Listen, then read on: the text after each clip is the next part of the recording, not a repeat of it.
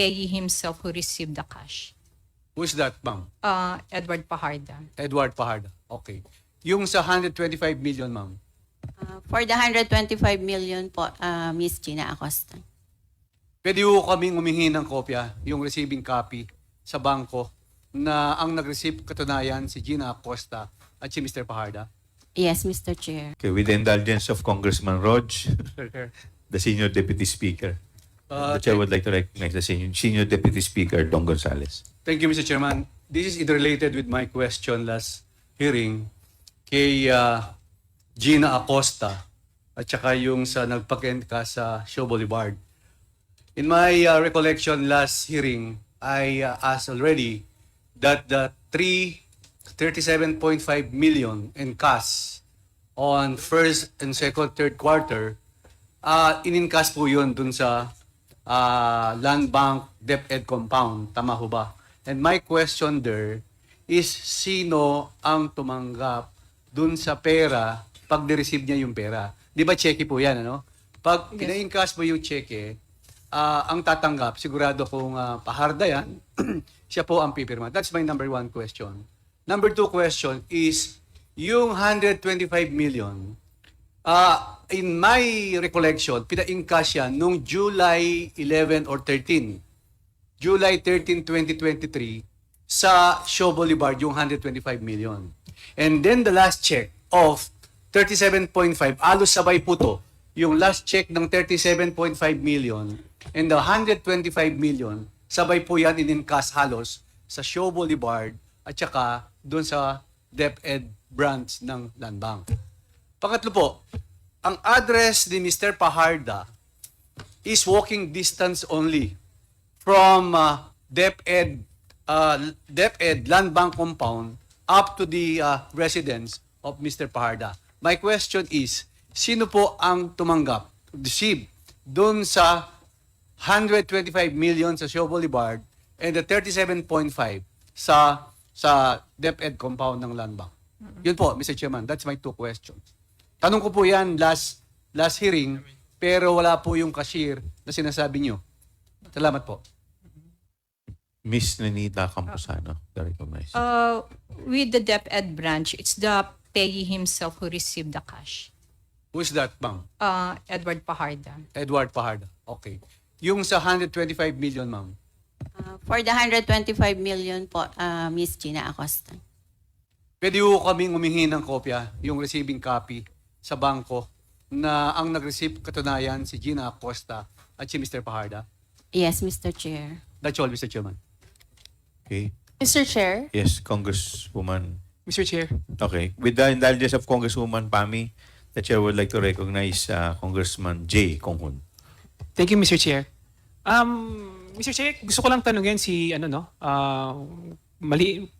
sandaling katanungan lang kay Attorney Lopez, no? Attorney Lopez, pagdating ba sa security, lalong-lalo na pag nagwi-withdraw, no, ang inyong SDO ng ganyang kalalaking pera, hindi ba nakikipag-coordinate sa inyo na security yan? Usually pag nagwi-withdraw ng pera? Attorney Lopez.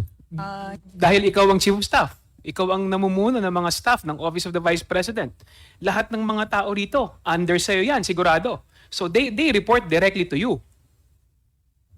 Being the chief of staff.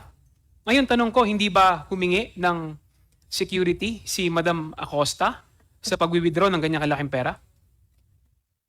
And Your Honor, in this case, I am the Undersecretary and Chief of Staff of the Office of the Vice President, but there are certain matters that are not within my area of expertise. I handle purely, Your Honor, all the institutionalization and implementation of all our socio-economic projects. And in this particular case, Your Honor, as regards the matter of security, etc., these are admin concerns. Tama po. Sa mga proyekto ng Office of the Vice President at kasama sa mga proyekto ng Office of the Vice President, yung paggamit ninyo ng confidential fund na winidraw ni Ms. Acosta. Siyempre po, kayo po ang nakakaalam kung saan at paano ito ginagastos. Tama po ba? Your Honor, Mr. Chair, Dahil programa po, kasasabi niyo po, programa ng Office of the Vice President.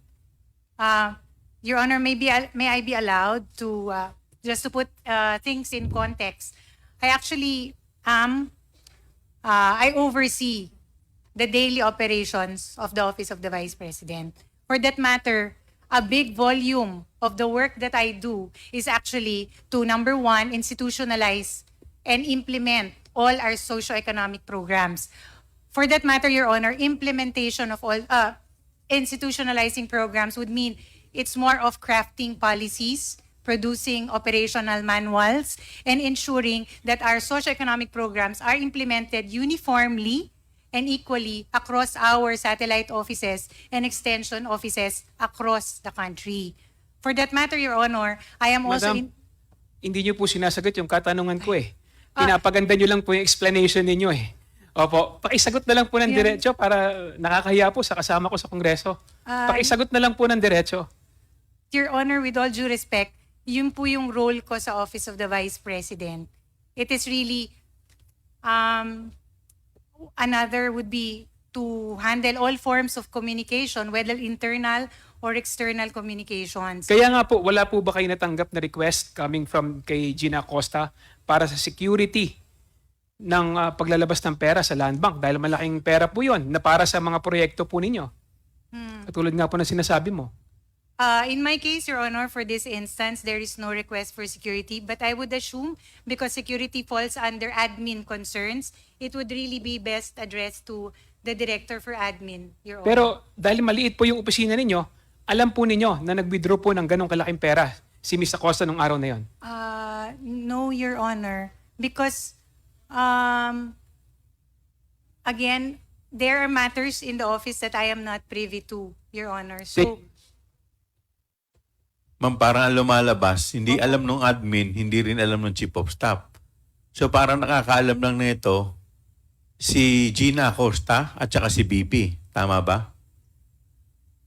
Your Honor, for Parang hindi naman po kapanipaniwala na yung security lang, simple security reason.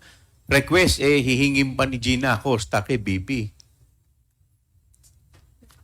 Your Honor, that is the truth. There is no request for security to me as regards that. At And parang there has hindi rin never naman been, po, parang hindi rin naman po kapanipaniwala na didiskarte lang nun si Gina Acosta mag-isa.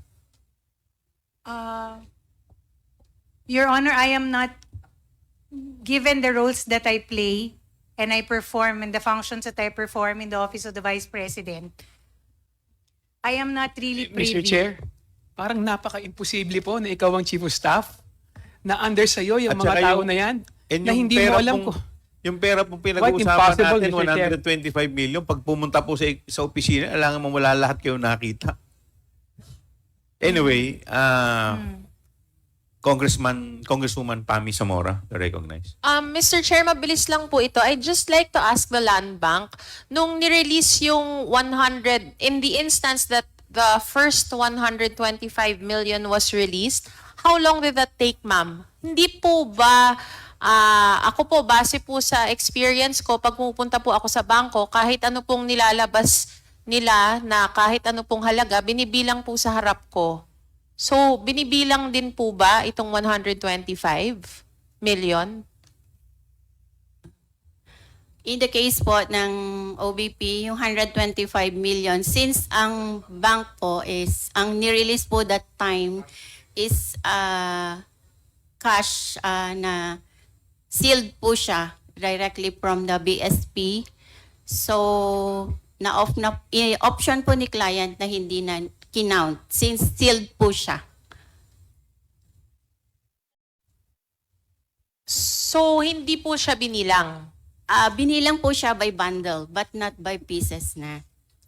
So, that's ganun lang po. Binilang, hindi na po dinaan sa money counter. Ano bang tawag doon? Machine counter, Mr. Oo, Ms. yung Chair. machine. Hindi na po. Hindi na po. And Nakaseal then na. they cannot, you said the money came in a box. Bakit po hindi na lang po tinangay yung box? Sorry, hindi po tinangay, pangit po yung pagkasabi ko. Bakit po hindi box ang dinala? Hindi ginamit. Ginamit. Option po ni client yun na hindi na nilagay sa box. So, for security reason, I think, Ms. Chair, Apa. kasi masyadong yung box, kitang-kita po na It's ano po siya, storage box ng money from BSP. Kasi meron pong nakasulat sa box na galing po siya sa BSP. Tama po ba? Yes, Miss Chair. All right. Thank you, Mr. Chair. Mr. Chair,